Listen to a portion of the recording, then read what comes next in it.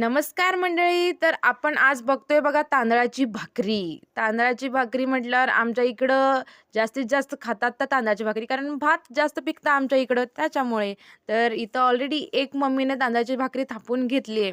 पीठ छान मस्त व्यवस्थित एकदम मळून घ्यायचं. त्याच्याशिवाय भाकरी छान होत नाही. जर पीठ व्यवस्थित मळला नाही तर भाकरी छान होणार नाही. त्यासाठी आधी छान पिठाचा गोळा बनवून घ्यायचा. भाकरी थापायची छान अशी. बघू शकता तुम्ही कशी थापतोय. एका मिनिटात भाकरी थापून होत नाही त्याच्यामुळे हे जरासं स्पीड फास्ट केले.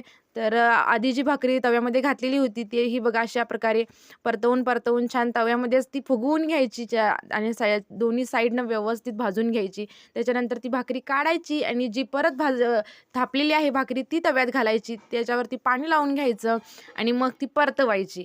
मग परतवून झाल्यानंतर तीही छान व्यवस्थित भाजून घ्यायची. तर कशा वाटल्या आमच्या तांदळाच्या भाकरी? ते पण चुलीवरच्या? नक्की कमेंट